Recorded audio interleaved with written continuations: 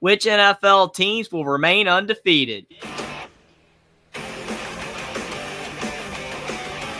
Welcome back to Only Talk Sports. If we talk sports every single day, or at least we try to. I'm Ernest Jeffrey. Subscribe to the channel if you like sports content. Hit that notification bell so you never miss our video. We're now at week 4 of the NFL season, and there are a few teams that are still undefeated, like the Minnesota Vikings, the surprising Pittsburgh Steelers. You also have the Chiefs, Bills, and Seahawks, which are less unexpected. Kind of the Seahawks a little bit, but the Bills and Chiefs, they're playing well, and the Kansas City Chiefs are no surprise at all. But we also have some teams like the Jaguars, the Titans, and the Bengals who haven't even won a game yet. And the Jaguars and Bengals have been quite a surprise with how poor that they have played. But I'm going to go over every single week 4 game of the NFL season and see which teams I believe are going to get a win this week and which teams will find themselves in the loser's circle. On Thursday Night Football, we got the Dallas Cowboys traveling to the New York Giants. And these are two teams that are both 1-2 on the season. Dallas is a shock to some. To some people, probably not at all, because Dallas always ends up losing games that they shouldn't, and they win games that they shouldn't. But they are looking a little bit worse this year than normal outside of that week 1 win over the Browns. New York finally got a win last week, knocking off the Browns, which surprisingly was also the only team the Dallas Cowboys have beaten as well. The Giants, they are underdogs in this game. I know people are not confident in the Dallas Cowboys, but I do believe that they're going to find a way to get back to 500 on the season. I think Dak Prescott, Micah Parsons, they're angry after last week's loss. I think they're going to get a 24-17 win on Thursday Night Football. But as always with the Cowboys, I'm not confident in it. But then we move on to Sunday. We got the New Orleans Saints and the Atlanta Falcons and an NFC matchup. This game, it looks like it could be competitive. With the way New Orleans was looking at the beginning of this season, they were blowing everybody out. Maybe they would have blown out the Falcons too, but they lost last week. Whereas Atlanta, even though they're 1-2 on the season, they've been very competitive, looking really good. Kirk Cousins is playing well. They just got to find a way to close out games. I think that the Falcons are still at a point where they're struggling to do that. They have to get a little bit better as a team. Whereas the Saints, even though they tripped up last week, they played so well in the first 2 weeks of the season that I still believe that they're a great team. I'm going to go with the Saints to knock off the Falcons 21-20. Then we got the Los Angeles Rams traveling to the Chicago Bears. Both of these teams are 1-2. The Rams got a win last week, whereas the Bears lost to the previously winless Indianapolis Colts. And I think that Cale Williams has provided somewhat of a spark for Chicago, but there's still some issues on the team. However, their defense has to be better, and their offense is still inconsistent. Matthew Stafford is a very experienced quarterback, but the Rams are still nowhere near as good of a team as they were when they won the Super Bowl a couple years ago. I do think that the Rams, with Matthew Stafford's experience, will be able to go on the road and knock off the Chicago Bears 20-14, but both these teams are struggling a little bit right now.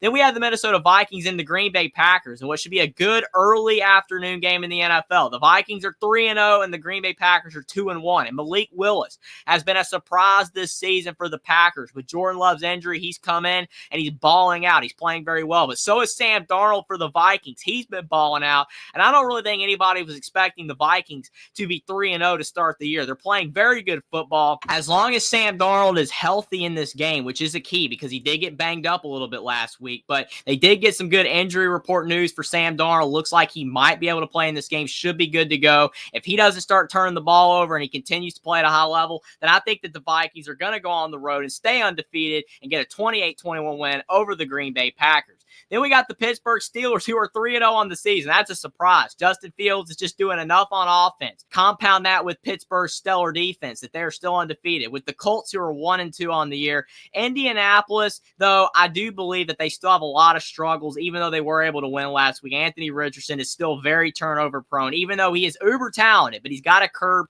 those turnovers under control. Pittsburgh, I still don't think they're a great team, even though they are undefeated. But Justin Fields, as long as he just plays good enough, can run the football some and not have too many turnovers. Don't throw more than 2 picks, because Anthony Richardson, he probably will throw 2 picks in this game because he is still a massive turnover machine. I think that Pittsburgh will go on the road and beat Indianapolis 17-14. Then we got the Denver Broncos and the New York Jets. Denver, Bo Nix finally looked good last week, getting their first win of the year and the first win of his career, whereas New York, they aren't lighting the world on fire, but Aaron Rodgers is starting to get it together and looks somewhat like his old self. They have won their last 2 games, so they are on an upward trajectory. Even though they're not one of the best teams in the NFL, it is a good sign to see the Jets start to get it together and be able to produce some decent football. And as long as Aaron Rodgers can stay healthy, which is the key, and not turn the ball over, then I think that the Jets will beat the Broncos 28-17 on their own field. Then we have the Philadelphia Eagles traveling to the Tampa Bay Bucks. This is a good 1 o'clock game. Philadelphia is 2-1 and the Bucks are 2-1. Philly's been interesting because at times they have looked like the team that made it all the way to the Super Bowl and lost to the Kansas City Chiefs that year. And then at other times, they look like the team that lost like the last 6 games of the regular season last year. Tampa Bay, they've been up and down, but they finally lost last week to the Denver Broncos, which was a surprising loss. Baker Mayfield had been playing well, but he did not do all that well last week. I think that the Philadelphia Eagles are a better team than the Tampa Bay Buccaneers, but it will be tough for them to go on the road and get this win against Tampa Bay in front of their home environment. But since Philly normally does better at the beginning of the season, I think that the Eagles will beat the Bucks 31-20. Then we have the Cincinnati Bengals traveling to the Carolina Panthers. And after the first 2 games of this season, I didn't think the Carolina Panthers were even going to win a game this year. But finally, after Bryce Young had been benched, Andy Dalton came in. And he did a whole lot better for the Carolina Panthers than Bryce Young did. I even made a whole video talking about, is Andy Dalton the answer for the Carolina Panthers? If you'd like to go check out that video, link is in the description. But the Panthers, even though they did get that win last week, I still don't think they're a great team. Beating the Raiders is not the most impressive thing in the world. But for the Panthers, it was, because they finally looked good on offense. Dalton threw for over 300 yards. Cincinnati is not looking good. Joe Burrow has not actually played too badly, but they haven't been able to win a game on the season. And it is on the road. The Bengals, this is a make or break game for them. It's almost impossible to start the year 0-4 and turn your season around and make the playoffs. Ja'Marr Chase is back, so they have looked better on offense. But I'm actually going to go with the Carolina Panthers. Call me crazy. Didn't think I was going to be picking them in a game this year, but I'm going to go with the Carolina Panthers to beat the Cincinnati Bengals 21-20. I think that the Panthers are going to continue that progress they made last week, and Andy Dalton's going to be able to lead them to another win. Then in the final 1 o'clock game of week 4, we got the Jacksonville Jaguars, who, like the Cincinnati Bengals, are still winless on the year. They're traveling to the Houston Texans, who finally lost a game last week. The Texans were playing great football at the beginning of the year, but they got Mack trucked last week by the Minnesota Vikings. That was a bad loss, but Minnesota's playing very well. I think C.J. Stroud's a great quarterback, and I think that he's going to continue to play well, and I think he's going to continue his solid play, even though he did not have a great game last week. Jacksonville just has looked like an anemic football team. They've been awful, losing badly to the Bills last week. It was like 47-10. They got absolutely destroyed. Trevor Lawrence, some people are saying he's a bust now, saying that he's no good. I don't know about that, but he hasn't been playing well lately. I think that the Houston Texans should be able to beat the Jacksonville Jaguars fairly easily with a 28-14 win. Then you got the surprising Washington Commanders traveling to the Arizona Cardinals. Washington's 2-1 on the year, and Jaden Daniels looks like a good draft selection for Washington. He's going to have to find a way not to get hurt, though, because he is running a lot, and he's very thin. He's small like Lamar Jackson. You don't want him getting injured, but he is very dynamic. I've been very impressed with Jaden Daniels. Kyler Murray's been doing pretty solid for the Arizona Cardinals. Obviously, still not where some people want him to be, but he has been doing better this season. At least Arizona is competitive, but I'm actually going to go with the Commanders. I like the way Jaden Daniels is playing, and I think that Dan Quinn, he's got something going at Washington right now that I'm going to go with the Commanders to get a 24-20 win over the Cardinals. Then we got the New England Patriots and the San Francisco 49ers. This is another game kind of like the Giants and Cowboys, where both these teams are 1-2, and one of them is a surprise. No one thought the 49ers were going to start the year 1-2. They're struggling, but they do have some key injuries, especially Christian McCaffrey. Him being on IR just kind of limits what the Niners can do on offense. New England's 1-2 on the year. Jacoby Brissett's been okay, but he hasn't been great. Still kind of turnover prone. The offense is still kind of vanilla. I think that the 49ers will turn it around and get a 27-17 win over the Patriots. Then we got the Cleveland Browns traveling to the Las Vegas Raiders. Both these teams are 1-2 on the season, and both these teams suffered a humiliating loss last week. The Browns lost to the Giants, and the Raiders lost to the Panthers. So both these teams want to get back on track, get back to 500 on the season. I think that Deshaun Watson has not been playing very well, and the Browns just still don't look all that organized as a team, whereas the Raiders, Gardner Minshew's provided some spark to the offense, but I don't think that the Raiders are as good as some people thought after they beat the Baltimore Ravens in that surprise win, because losing to the Panthers, they were pretty awful in that game. Their defense is still a massive work in progress, but that might not be an issue against the Browns, a team that's really struggling on offense right now.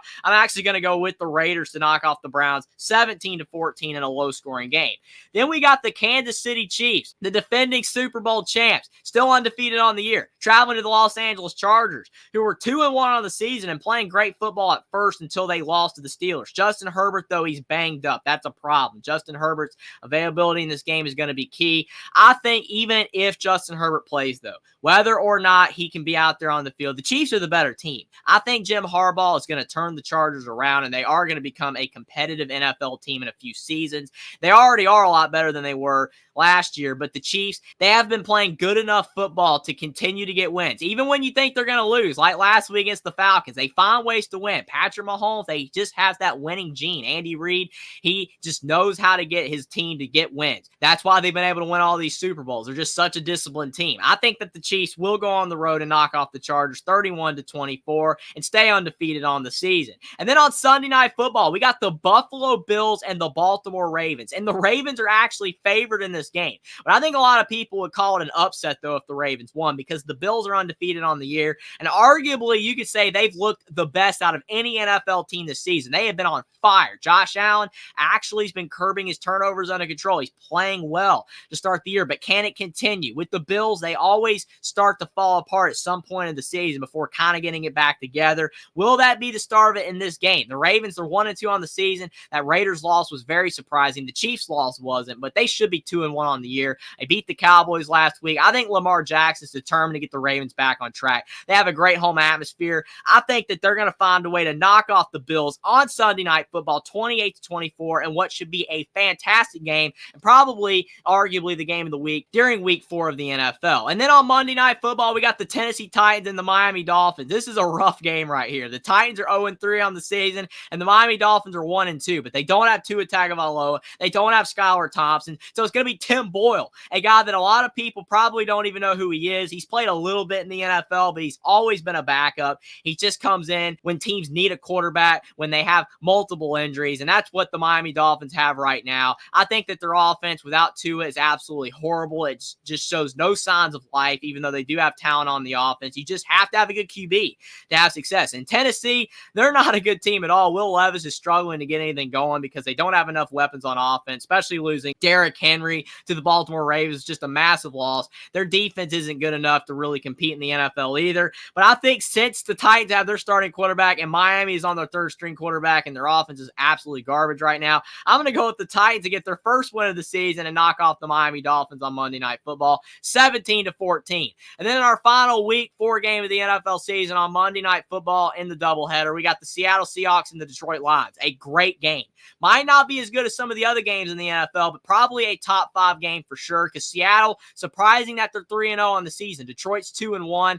They had that one surprising loss, but other than that, they've been playing well to start the year. Jared Goff is a good quarterback. They have a lot of talent on offense, but Geno Smith's playing very well, and that's been the key for Seattle is just having Geno Smith play at a high level because they have a lot of talent around him, which helps big time. Because you can be an average QB, but if you have a lot of talent around you, you can have success. But Seattle's going on the road, though. Their home environment is always one of the toughest in the NFL, and Detroit is not easy either. They have a massive fan base, and they want to see their team have success, and Dan Campbell, he's fired up that organization, and they're playing great football. I think that Detroit will give the Seattle Seahawks their first loss of the season with a 24-20 win to end the week 4 slate of the NFL on Monday night. And those are my thoughts and predictions of every single NFL game during week 4. This should be a great week. I think that we're starting to see more and more separation. The NFL seems very competitive this year. Even though we do have some undefeated teams still, we don't have a lot of teams who are winless. Even teams like the Giants and Panthers finally getting wins. Some surprising teams like the Jaguars and Bengals that really need some wins. And can the Chiefs and the Bills and the Seahawks and some of those other undefeated teams, will they finally get their first loss of the season in some of these tough road tests? It's going to be really interesting to find out.